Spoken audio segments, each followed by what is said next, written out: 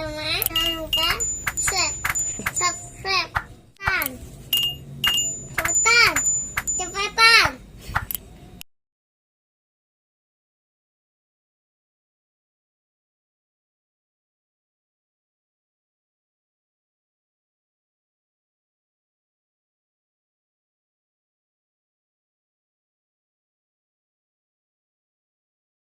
Di saat aku menggenggam tasbihku dan kamu menggenggam salibmu, di saat aku beribadah ke Istiqlal, namun engkau ke katedral, di saat bioku tertulis Allah Subhanahu wa Ta'ala dan biomu tertulis Yesus Kristus, di saat aku mengucap Assalamualaikum dan kamu mengucap Salam, di saat aku mengejak Al-Quran dan kamu mengejak Alkitabmu, kita berbeda saat memanggil nama Tuhan. Tentang aku yang menengadakan tangan dan kau yang melipatkan tangan saat berdoa. Aku, kamu, kita. Bukan Istiqlal dan katedral yang ditakdirkan berdiri berhadapan dengan perbedaan namun tetap harmonis. Andai saja mereka memiliki nyawa, apa tidak mungkin mereka saling mencintai dan menghormati antara satu dan yang lainnya. Terima kasih. Salam. Assalamualaikum warahmatullahi wabarakatuh.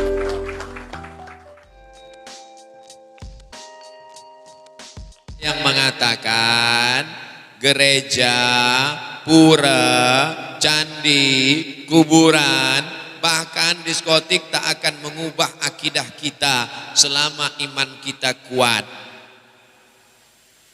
Ini kata siapa? Kata manusia. Saya ikut kata Nabi Muhammad sallallahu alaihi wasallam. Yang diikut ini manusia biasa apa Nabi? Nabi tidak mau masuk ke tempat kalau ada berhala. Nabi tak mau masuk rumah kalau ada berhala di situ. Nabi tak mau masuk. Apakah berubah iman Nabi kalau masuk ke dalam? Saya tanya sekali lagi. Nabi tak mau masuk ke dalam rumah, ke dalam tempat, kepala gedung apapun kalau ada berhala. Apakah iman Nabi akan berubah kalau masuk ke dalam? Tidak. Kenapa dia tak mau masuk? Kita ikut sunnah Nabi apa ikut sunnah orang? Sunnah Nabi. Saya ikut Nabi. Kalau ada di antara ibu yang mau ikut orang, silakan. Saya ikut Nabi Muhammad SAW.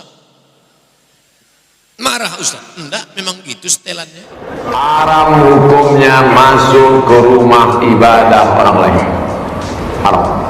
Karena Nabi tak mau masuk ke dalam tempat fihi surah wa tamathil. Kalau di dalam itu ada patung berhala, maka dalam Islam mazhab Syafi'i mengharamkan masuk ke dalam rumah ibadah di dalamnya ada berhala. Mazhab Syafi'i. Kita pakai mazhab apa? Mazhab Syafi'i. Islam tak perlu diajari bagaimana berinteraksi sosial dengan saudara kita non muslim, karena kita sudah lama bertetangga, apalagi orang Tanjung Pinang.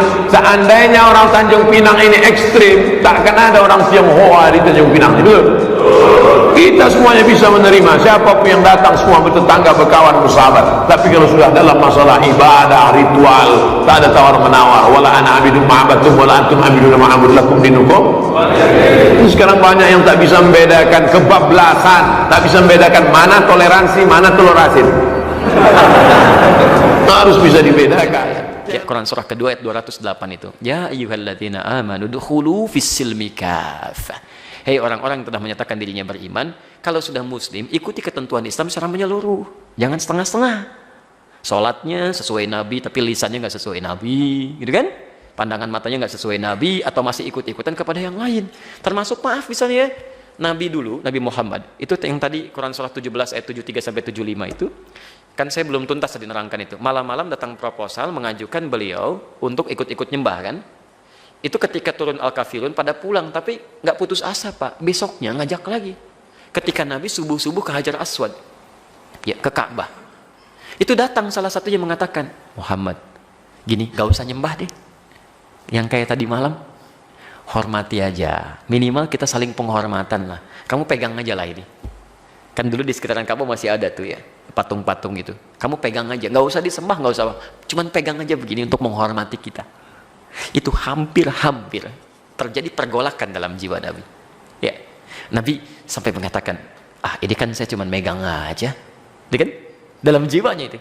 Cuman megang aja, tidak akan berpengaruh apa-apa. Dengan seperti itu justru nanti saya akan lebih lapang ibadahnya.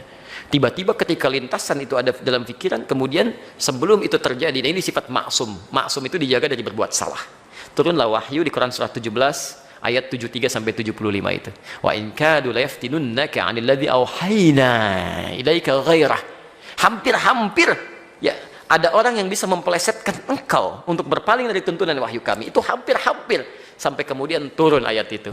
Sampai mengatakan jangan sampai tersentuh, kalau itu kejadian akan ditimpakan dhi'fal hayati wa dhi'fal mamat. Siksa berdua kali lipat. Nyentuhannya nggak boleh, apalagi bersih-bersih.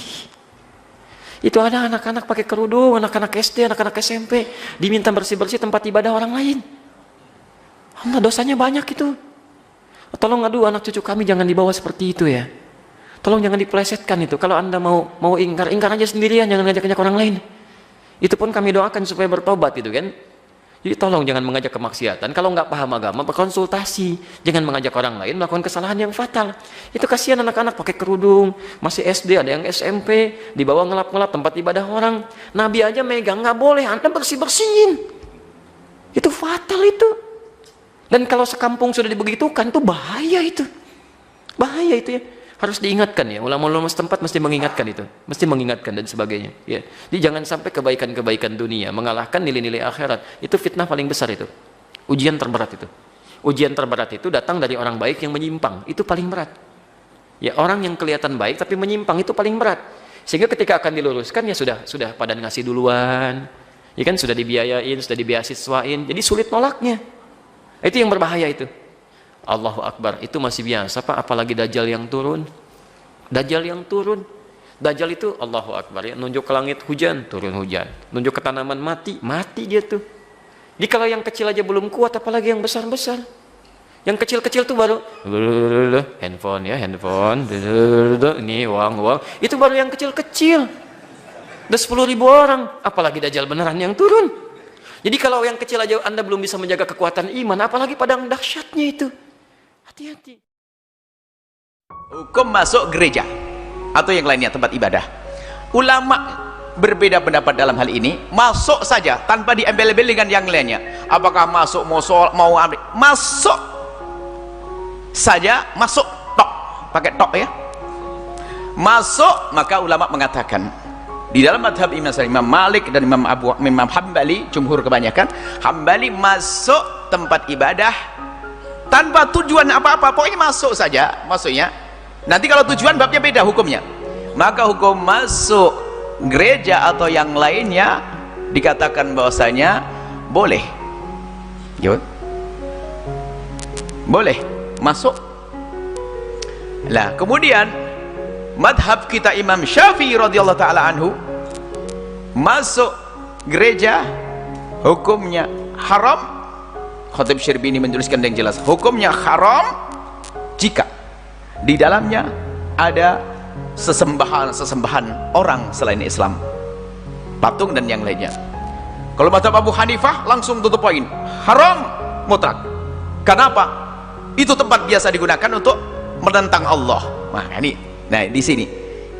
Ini terlepas dari jika ada orang masuk karena sesuatu. Selesai. Anda pengen tiba-tiba masuk gereja, pengen apa sih di gereja kok ada suara-suara? Apa sih itu? Itu adalah masuk saja. Ini yang dibahas. Tapi kalau ada orang masuk gereja punya tujuan, bahkan bisa menjadi wajib. Tadi apa, ada orang minta tolong jerit-jerit dalam gereja, Anda orang muslim masuk, tolong dia. Atau Anda dikejar orang membunuh Anda, tempat yang aman masuk gereja, ayo.